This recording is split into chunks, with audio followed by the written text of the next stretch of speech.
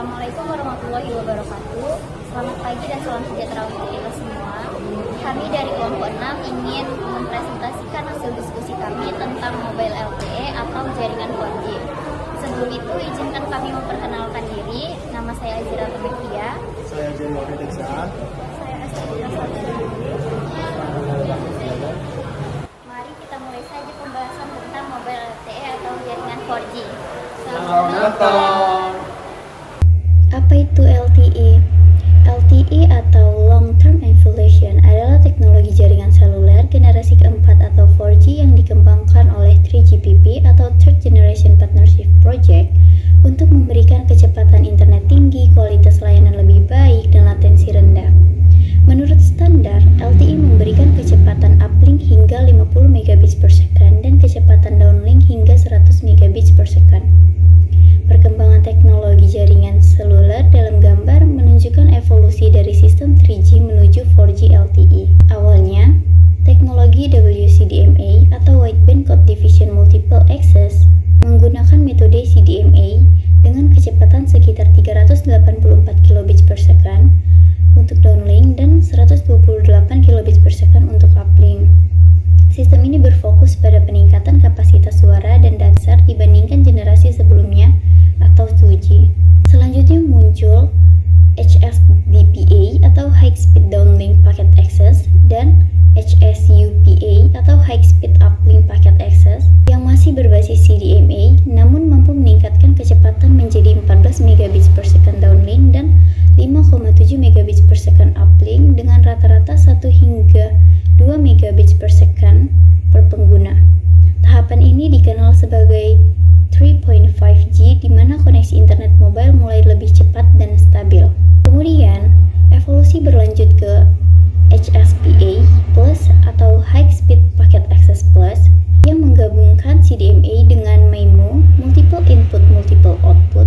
Teknologi ini memperluas kapasitas dan efisiensi jaringan, memberikan kecepatan hingga 28 megabits per second downlink dan 11 megabits per second uplink, serta menurunkan latensi jaringan. HSPA Plus sering disebut sebagai 3.75G karena performanya mendekati 4G namun masih menggunakan arsitektur WCDMA. Tahap berikutnya adalah LTE atau Long Term Evolution yang menjadi pondasi jaringan 4G. LTE merupakan perubahan besar karena meninggalkan teknologi CDMA dan beralih ke OMDFMA atau Orthogonal Frequency Division Multiple Access untuk downlink dan SCFDMA atau Single Carrier FDMA untuk uplink, disertai MIMO untuk memperkuat sinyal dan throughput. LTE mampu mencapai 100 megabits per second downlink dan 50 megabits per second uplink, serta menggunakan arsitektur All IP network yang membuat koneksi lebih cepat, efisien, dan ideal untuk layanan multimedia modern. Arsitektur LTE terdiri dari 3 bagian utama, yaitu User Equipment atau UE, Evolved UTRAN atau EUTRAN, dan Evolved Packet Core atau EPC. UE merupakan perangkat pengguna seperti smartphone atau modem yang terhubung ke jaringan melalui sinyal radio. Bagian EUTRAN terdiri dari Anode B, yaitu stasiun pemancar yang mengatur komunikasi antara UE dan jaringan, menangani proses handover antar sel, serta mengatur kualitas layanan QoS. Sementara itu, EPC merupakan inti dari jaringan LTE yang bertugas mengelola koneksi dan lalu lintas data. Di dalam EPC terdapat beberapa komponen penting yaitu MMI yang mengatur mobilitas dan autentikasi pengguna, SGW yang menyalurkan data antara Anode B dan PGW, GW yang menghubungkan jaringan LTE ke internet atau PDN, HSS yang menyimpan data pelanggan, serta PCRF yang mengatur kebijakan layanan dan biaya. Semua data dari pengguna akan mengalir ke UE menuju Anode B, kemudian melalui EPC hingga akhirnya mencapai jaringan publik atau internet, atau disebut juga dengan PDN. Di sini saya akan menjelaskan kelebihan dan kekurangan dari mobil LTE. Yang pertama, kecepatan tinggi. Menawarkan kecepatan data yang jauh lebih tinggi, bisa 4-5 lebih cepat dari 3G, sehingga memungkinkan pengalaman browsing, streaming video, dan pengunduhan file yang lebih cepat. Yang kedua, latensi rendah. Waktu tunda atau respon yang sangat rendah. Ini sangat cocok untuk aplikasi yang membutuhkan respon cepat seperti game online, virtual, dan teknologi Internet of Things. Yang ketiga, arsitektur sederhana dan efisien, sehingga hal ini dapat mempermudah pemeliharaan dan pengoperasian jaringan. Yang keempat, dukungan MIMO, mendukung teknologi multiple, input multiple output, sehingga secara signifikan meningkatkan kapasitas jaringan dengan jumlah data yang dapat ditangani dan memperluas jangkauan sinyal. Yang kelima, kompatibilitas dengan jaringan sebelumnya. Hal ini memastikan pengguna tetap terhubung bahkan di area yang belum tercakup sinyal teknologi baru sepenuhnya. Kekurangan mobil LTE. Yang pertama, biaya investasi infrastruktur yang tinggi.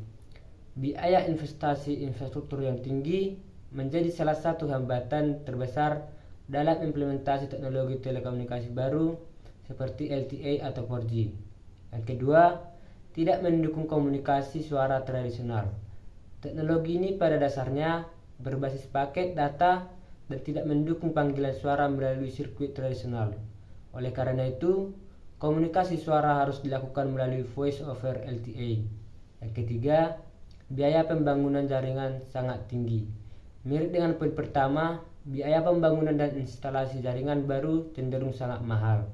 Yang keempat, jaringan belum merata di semua wilayah, sehingga masih ada daerah yang belum terjangkau.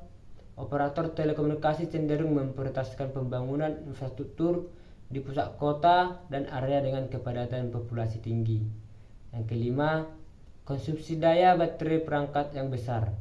Secara singkat, konsumsi daya yang lebih besar ini adalah efek samping dari kinerja tinggi dan kompleksitas sinyal yang melekat pada teknologi 4G. Yang keenam, ketergantungan tinggi pada IP. Gangguan pada jaringan IP dapat berdampak luas terhadap layanan, termasuk panggilan suara. Yang ketujuh, perangkat lama tidak kompatibel dengan LTE. Perangkat seluler model lama tidak memiliki kemampuan teknis untuk terhubung atau menggunakan jaringan LTE. Yang terakhir, kinerja menurun jika banyak pengguna dalam satu sel. Kualitas dan kecepatan layanan dapat menurun secara signifikan apabila terlalu banyak pengguna yang aktif secara bersamaan di dalam satu sel jaringan atau area cakupan base station. Oke, kita lanjut yaitu penerapan LTE di Indonesia. Di Indonesia, jaringan LTE pertama kali diperkenalkan pada tahun 2014 oleh operator seperti Telkomsel, XL Exista, dan Indosat Ooredoo. Spektrum yang digunakan antara lain 900 MHz, 1800 MHz, 2100 MHz, serta 2300 MHz. Seiring waktu, teknologi LTE Advanced juga mulai digunakan dengan dukungan carrier aggregation meningkatkan kecepatan hingga 300 Mbps. LTE kini menjadi fondasi utama seperti sebelum transisi ke 5G NR, terutama di kota besar seperti Jakarta, Medan, Surabaya, serta Makassar. Dan yang selanjutnya, cara kerja. Proses transmisi data dalam 5G LTE melibatkan serangkaian teknologi canggih untuk memaksimalkan kecepatan dan efisiensi. Berikut tahapan utamanya. Yang pertama, modulasi dan multiplexing. LTE menggunakan teknik modulasi OFDMA atau Orthogonal Frequency Division Multitype Access untuk download link yaitu dari menara ke perangkat, dan SCFDMA yaitu Single Carrier Frequency Division Multitype Access untuk uplink yaitu dari perangkat ke menara. Dan yang selanjutnya yaitu yang pertama, OFDMA membagi spektrum frekuensi menjadi subcarrier yang kecil saling ortogonal, meminimalkan interferensi. Seperti subcarrier dialokasikan ke pengguna berbeda sehingga banyak perangkat bisa mengakses jaringan secara bersamaan. Yang kedua, SCFDMA lebih hemat daya karena menggunakan sinyal frekuensi tunggal, cocok untuk perangkat mobile yang mengandalkan baterai. Kita lanjut lagi yaitu kesimpulan. Mobile LTE merupakan teknologi komunikasi general keempat yang membawa peningkatan signifikan dalam hal kecepatan, efisiensi, dan stabilitas jaringan. LTE menggunakan arsitektur berbasis IP dengan teknologi utama seperti OFDMA, ASC, FDMA, dan MIMO. Walaupun memiliki beberapa kekurangan seperti biaya implementasi yang tinggi dan keterbatasan cakupan, LTE telah menjadi fondasi penting dalam perkembangan menuju jaringan 5G yang lebih cepat dan cerdas. Sekian, terima kasih.